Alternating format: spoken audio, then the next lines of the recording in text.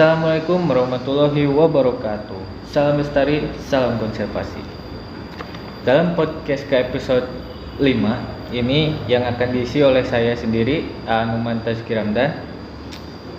Dan saya sudah mendatangkan bintang tamu kita dari Departemen Pendidikan dan Penelitian yang biasa disingkat dengan Departemen Diklit. Oke. Bisa disapa dulu ya, sekalian perkenalan. Bisa perkenalkan dulu. Halo semuanya, perkenalkan saya Uca Febrianti. Saya di Departemen Pendidikan dan Penelitian menjabat sebagai Ketua Departemen. Salam kenal semuanya. Hai. Udah baik, sudah perkenalan ya. Gimana nih kabarnya akhir-akhir ini? Akhir-akhir ini alhamdulillah baik. Baik. Walaupun numpuk tugas ya? Iya. Iya. Sedang banyak-banyaknya tugas. Menjelang bulan puasa juga ya. Kesibukannya nih menjelang puasa juga ya. Apa sih gitu? Kesibukan menjelang puasa ini mungkin mengerjakan tugas seperti biasa karena banyak tugas, dan ada juga beberapa proker yang dari himpunan kita akan dilaksanakan di bulan puasa ini juga. Seperti itu mungkin untuk bulan-bulan sekarang seperti itu. Baik, terima kasih ya sudah menyempatkan waktu untuk hadir di acara podcast kali ini. Oh iya, tapi sebelumnya mohon maaf karena di Departemen Pendidikan dan Penelitian ini ada 3 anggota, tapi kebetulan ketiganya itu tidak bisa hadir dikarenakan satu dan lain halnya. Jadi hanya saya saja sebagai perwakilan yang bisa hadir hari ini. Baik. Bisa memberikan gift applause ya, karena sudah menyempatkan hadir walaupun sendiri gitu. Iya. Menurut Kakak. siapa? Kak Teteh. Ucup ya, Kak Ucup. Teteh we. Menurut Teteh. Teteh Ucup nih, kan himpunan kita berada di suatu ruang lingkup himpunan. Menurut Teteh Ucup sendiri, himpunan itu seperti apa? Himpunan. Kalau himpunan itu kan itu sebuah wadah ya. Wadah di mana mahasiswa itu bisa mengembangkan dirinya menjadi lebih baik lagi. Entah itu kepercayaan dirinya, cara berkomunikasi, lalu apa itu ya namanya? Kayak melatih jiwa leadership-nya gitu. Boleh. Seperti itu mungkin. Jadi dalam suatu wadah gitu. Sama halnya seperti air kan. Dalam suatu wadah terkumpul gitu. Ya, seperti itu. Apa sih yang membuat Teteh Ucu sendiri untuk masuk ke himpunan gitu? Awalnya masuk himpunan itu sebenarnya dari awal kuliah juga nggak niat ikut himpunan, cuma biasa mahasiswa kupu-kupu, kuliah pulang seperti itu. Tapi dilihat-lihat lagi, kalau misalkan saya selama 4 tahun itu cuma kuliah pulang, terus yang saya dapat dari bangku perkuliahan tuh apa sih gitu. Makanya saya mencoba untuk ikut organisasi seperti itu, karena dari zaman sekolah SMP, SMA juga saya nggak pernah ikut organisasi gitu. Jadi ikut organisasi di kampus itu merupakan sebuah pengalaman baru buat saya sendiri. Gitu. Suatu pengalamannya. Tapi sebelum ke pengalamannya, saya mau tanya dulu. Kan tadi ditanya apa sih yang membuat tertariknya gitu kan? Dari sisi dalam dan dari luar dorongannya apa gitu? Kalau sisi tertarik saya kayaknya tuh kalau di himpunan tuh kebersamaannya kuat banget gitu. Kekeluargaannya dapat seperti itu. Kalau dari luarnya mungkin apa ya? Mungkin dianggap anak itu mah aktif ya. Seperti itu mungkin. Tapi untuk keterpaksaan sendiri nggak terlalu sih. kalau dari saya mah. Jadi niat dari sendiri, berarti Iya. dari dalam. Iya. Boleh. Memang sudah ada muncul niat-niat. Eh, Pengalaman selama ini bergelut di dunia himpunan, apa sih pengalamannya? Pengalaman. Mungkin karena saya suka di administrasi, sekretaris atau kesekretariatan, mungkin saya jadi lebih tahu bagaimana sih cara membuat surat menyurat yang baik itu, bagaimana sih cara membuat laporan yang baik itu, bagaimana cara membuat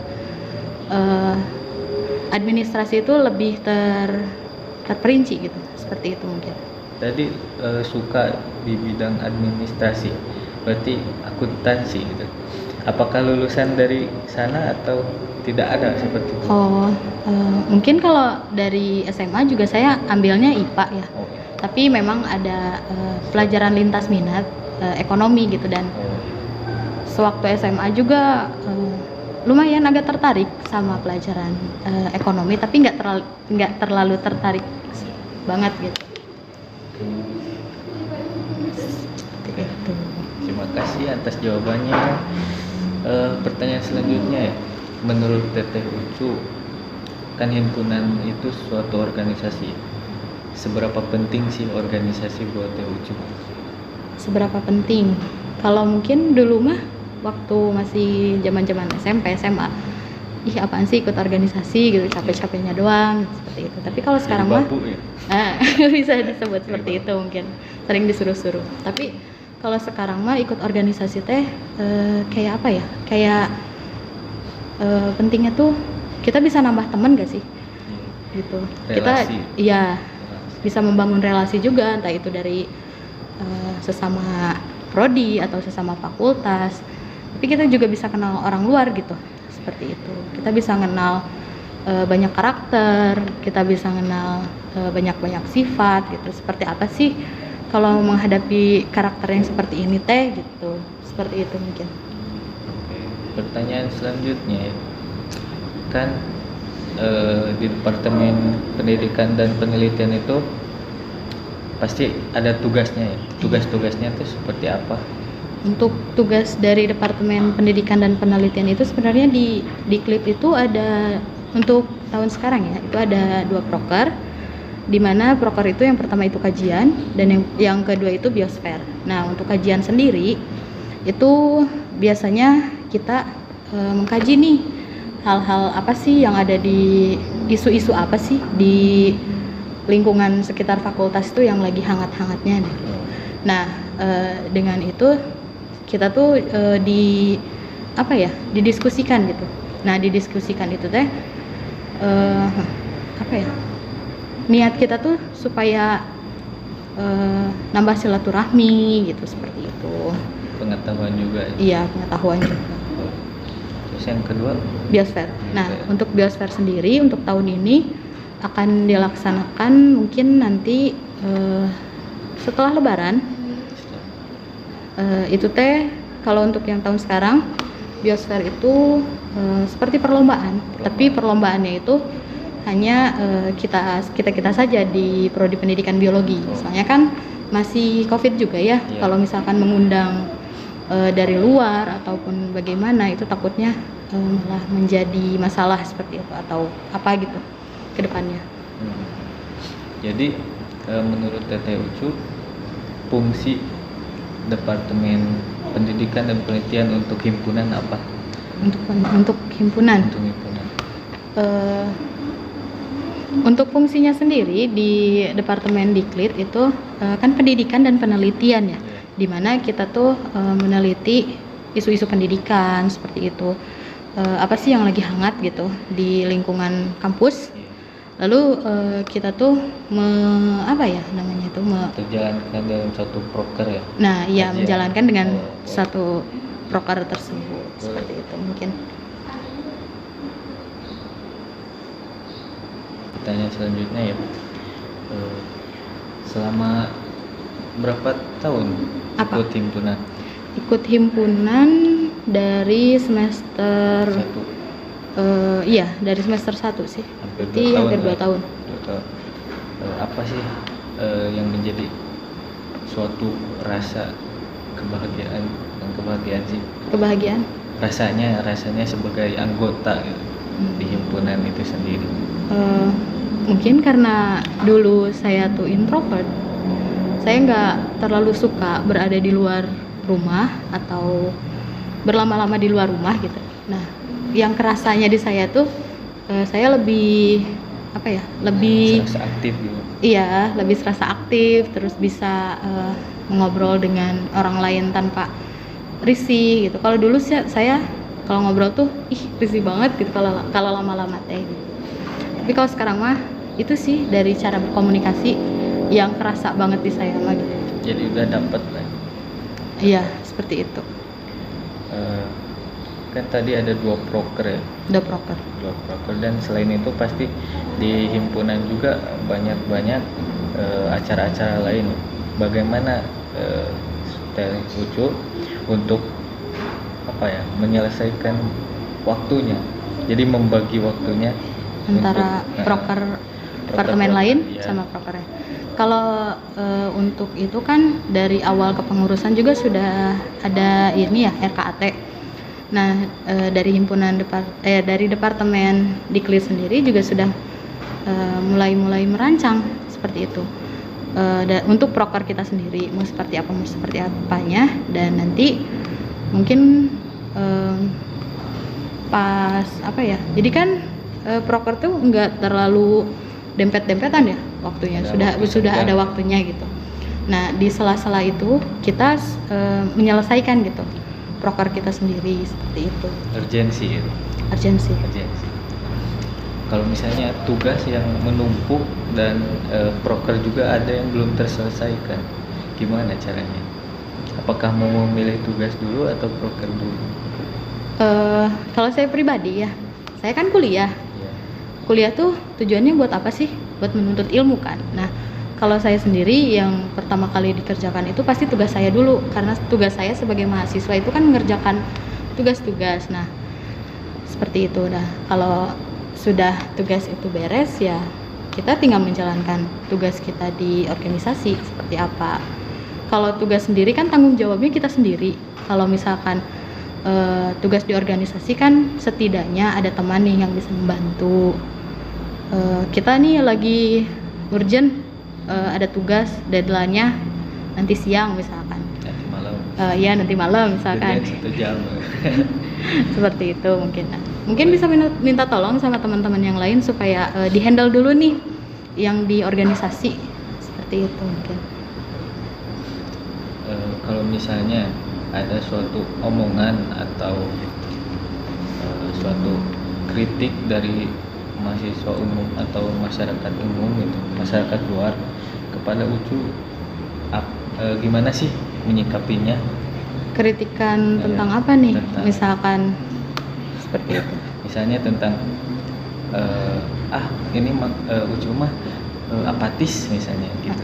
Atau ini Ucu mah orangnya teh nggak peduli atau bodo amat teh sama tugas teh gitu. Gimana gitu. Kalau saya mah menyikapinya? apatis nih ya, dia kan memang belum kenal saya gitu, dan saya juga ya udahlah kalau memang itu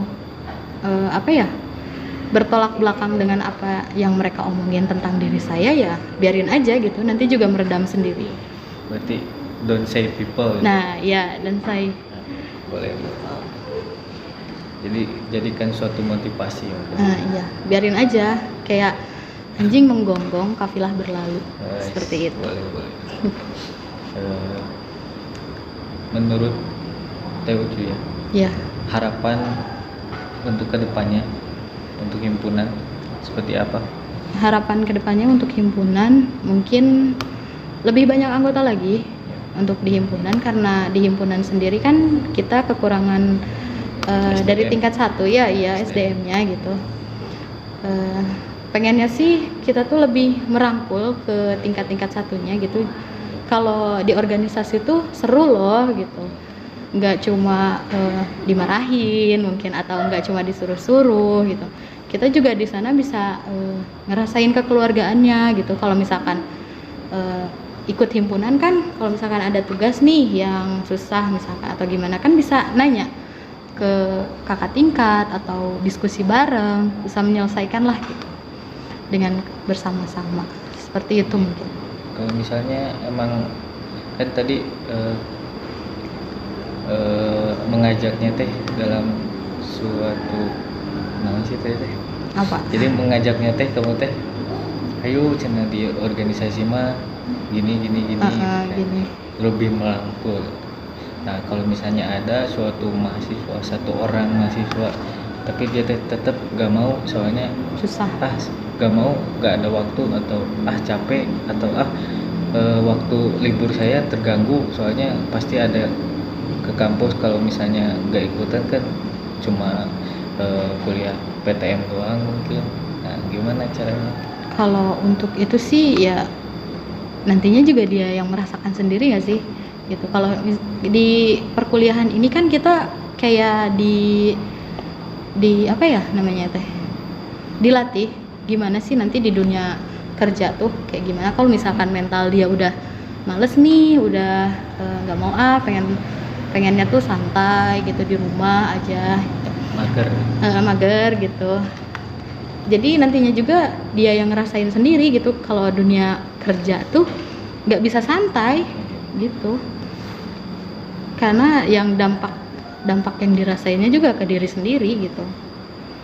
Kita udah ngajak, udah ada itikat baik lah untuk mengajak, tapi kalau dianya emang seperti itu ya dampak yang dirasainnya juga ke sendiri gitu, bukan ke kita. Kita udah berusaha mengajak, tapi kalau dianya nggak mau ya udah, nggak usah dipaksa. Kalau apapun yang dipaksain kan nggak bakalan berjalan dengan baik. Benar. Mungkin setelah sekian banyak pertanyaan ya dan berdiskusi di sini sudah mencapai puncaknya gitu di pertanyaan. Mungkin saya akan tutup untuk podcast kali ini di episode kelima. Assalamualaikum warahmatullahi wabarakatuh.